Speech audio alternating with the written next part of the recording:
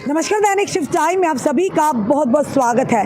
3 दिसंबर का दिन जब मनाया गया international day of person with disabilities 2023, जहां पर राकेश कोल जी को सम्मानित भी किया गया। इसलिए सम्मानित किया गया, कहीं ना कहीं ये आम जनता से जुड़े हुए हैं, ज़मीनी स्तर पर जुड़े हुए हैं, हर एक की परेशानी को समझते हैं, चाहे वो दिव्यांग हो चाहे कोई अन्य व्यक्ति हो।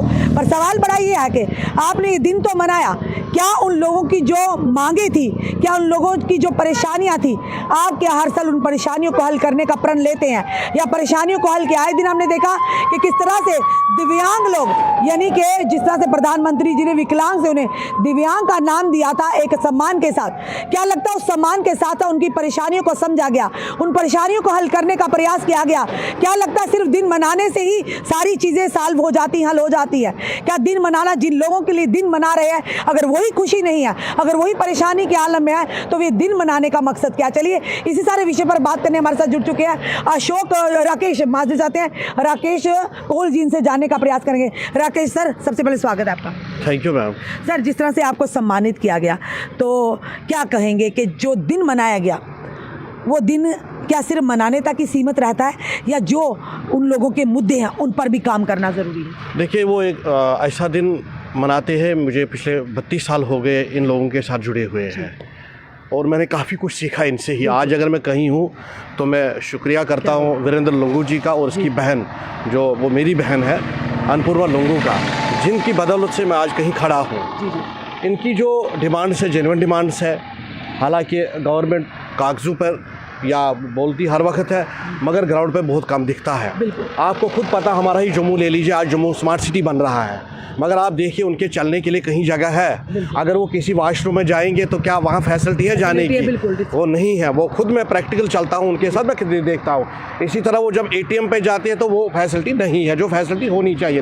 उन्हीं चीज़ों को हमने उजागर किया। उस दिन पूरा दिन था, और मैंने उस दिन हिंदुस्तान के जो देखे, खुद मैंने हिंदुस्तान के कोने कोने से आए थे, या महाराष्ट्र से आए थे, यूपी से आए थे, मतलब लखनऊ, बरेली, कानपुर, उत्तराखंड से, दिल्ली से लोग आए थे, और इतने काबिल ज़हीन लोग हैं हमारे समाज में। हम क्या है कि हम हर वक्त नेगेटिव पहलू लेते हैं, मगर हम हर वक्त ये पॉजिटिव के हिसाब से देखना चाहिएगा। तो जब मैं पूरा दिन उनके साथ रहा तो वो हर किस्म के मेरे साथ वो पूर्व वार्तालाप हुई दिन भर। कुछ को मैं इतना बोलूँगा कि कुछ अलग अलग किस्म के थे, ये कहना तो मुनासिब नहीं है, मगर मैं इतना कहता हूँ जो हम जैसे लोग हैं हमसे वो अच्छे हैं, उनकी सोच भी हमसे अच्छी है, उनका पॉजिटिव अप्रोच है। उस पॉजिटिव अप्रोच की वजह से उन्होंने मतलब बहुत आसमान तक वो छू लिया है, क्योंकि उन्होंने हिम्मत कभी हारी नहीं है। मैंने खुद देखा जब व्हीलचेयर से भी नीचे नहीं उतर सकते थे, वो उनमें टैलेंट कितना है, जो मतलब चल नहीं बिना सहारे किसी के नीचे, उनमें कितना टैलेंट है। तो हमें इन चीज़ों को भूलना नहीं चाहिए कि ये समाज का हमारा एक अहम अंग है। तो इनका जो कंट्रीब्यूशन है वो बहुत बड़ा कंट्रीब्यूशन है।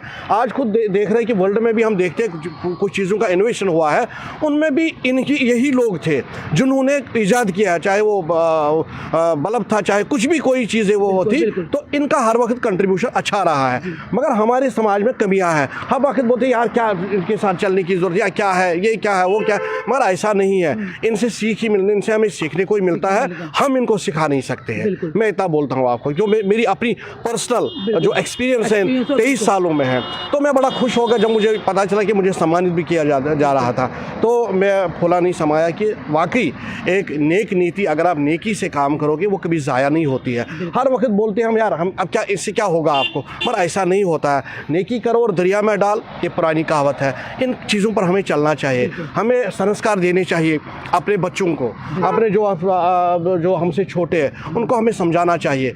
10 में से कम 6 तो 7 तो कम से कम नहीं, 3 नहीं, 6-7 पर प्रभाव पड़ता है। अगर अच्छी अच्छी चीज़ें हम समाज में बताएंगे तो प्रभाव पड़ता है। बिल्कुल राकेश जी, बड़े सारे ऐसे जो दिव्यांग लोग हमने देखा जो बेड रिडन हैं, जो जिनके पास 2 वक्त की रोटी भी खाने को मुयसर नहीं, और वो भी आज के दौर जिस तरह से पेंशन पिछले दिनों बंद हुई थी, कितना वो लोग परेशान हो गए, सड़कों पर उतरे थे, इवन के कोई सहारा नहीं, उसके बावजूद भी लड़खड़ाते हुए किसी तरह पहुँच गया। एक आपने कहा पॉजिटिव अप्रोच की, उसके बावजूद वो लोग पॉजिटिव पॉजिटिव अप्रोच रखते हैं। पर क्या लगता है प्रशासन और सरकार का दायित्व नहीं कि वर्ल्ड आप ये डे तो डिसेबिलिटी डे तो मना रहे हैं, पर क्या उन लोगों जिनके लिए मना रहे हैं वो आज दुखी क्यों है? ये बड़ा सवाल। प्रशासन की बहुत बड़ी गलती होती है। अगर वो पेंशन रुका था, हम मानते हैं कि उस पर गड़बड़ी थी, पर गड़बड़ी करने वाले कौन थे, रजिस्ट्रेशन करने वाले कौन थे, इंस्पेक्शन करने वाले कौन थे?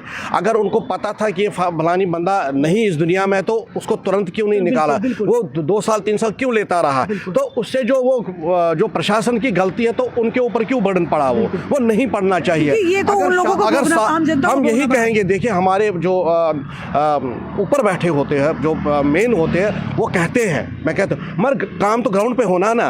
काम तो जो ग्राउंड वर्कर होता है, जो लोगों के साथ जुड़ा होता है, फर्ज तो उसका बनता है, क्योंकि ड्यूटी उसकी होती है। किसी को इस पर नहीं वो मिक्स करना पड़ता है, वो आम जनता को अगर सोशल वेलफेयर विभाग का कुछ दायित्व बनता है तो उनको वो करना चाहिए।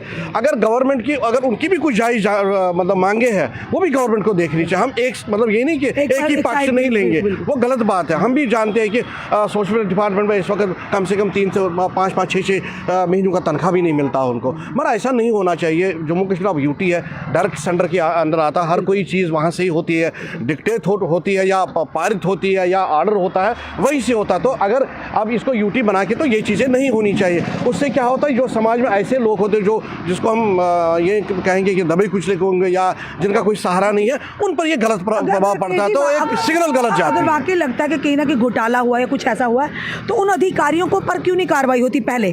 जो उस समय वहाँ तैनात थे, उस समय उनके कार्यरत थे या काम कर रहे थे, जिनके अंतर्गत जिनकी कुर्सी पर बैठने के बावजूद इस तरह की चीज़ें, सीधा जो डायरेक्ट जो भुगतान करना पड़ता है वो आम जनता को, या भुगतना पड़ता है आम जनता को। मैं आपको आपके माध्यम से ये कहना चाहता हूँ, जिस तरह आज आप सवेरे उठते हैं तो हम सुनते हैं कि ANI और ASI ने फलानी जगह छापा मारा, इसी तरह इन अफसरों पर जिसकी इन्वॉल्वमेंट हुई है, आज इन ये बोलते हैं ना 70 सालों में जो लूटा खुसरा, क्यों उन पर एक्शन नहीं होती? उनके भी सवेरे उनके घर पर भी ऐसे ही छापे पड़ने चाहिए, तब आम जनता कोई भी हो, बिल्कुल कोई भी, इसमें कोई लिहाज नहीं है। चाहे एम्प्लॉयमेंट का घोटाला हो, चाहे राशन का घोटाला हो, चाहे खाद का घोटाला, चाहे पेंशन का घोटाला हो, जहां इनको आज तक कुछ आया है, जिनके चार्जशीट्स बने हैं, जिनका केस चल रहा है, उनके ऊपर ऐसे छापे उनके ऊपर भी डालिएगा। अगर आपने ड्रग एडिक्शन के ऊपर छापे डाले हैं, अगर आपने मनी लॉन्ड्रिंग पर छापे डाले हैं, तो ये उनसे काम नहीं है, ये उनसे काम नहीं है। ये तो सीधा जिंदा इंसान को इतनी तकलीफ देते हैं, तो इसलिए उन पर भी ऐसी कार्रवाई होनी चाहिए। जी धन्यवाद राकेश जी। ये थे हमारे साथ राकेश कोल जी, जो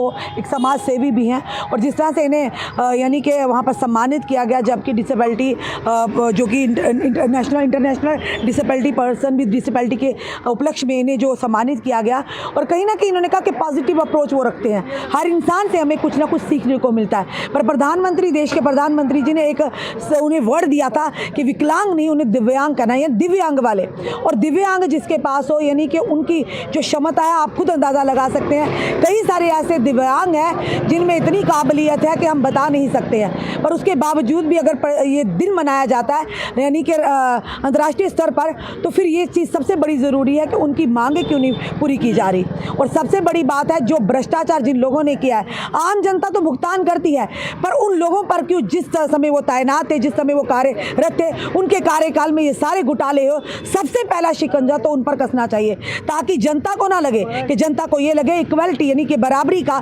सरकार जो बराबर की नज़र से देख रही है। अगर जनता भुगतान कर रही है तो उस समय जो ऑफिसर या विभाग के अधिकारी थे, वो भी उन्हें कोई भी भुगतान करना पड़े, ताकि आने वाले समय में इस तरह की भ्रष्टाचार की घटनाएं सामने ना आए। आपका क्या कहना है इस वीडियो को देखकर? अपने कमेंट, अपने सुझाव हमें ज़रूर दीजिए। इस वीडियो को जितना हो सके शेयर कीजिए। जुड़े रहिए हमारे साथ अगले अपडेट के लिए। जय हिंद, जय भारत।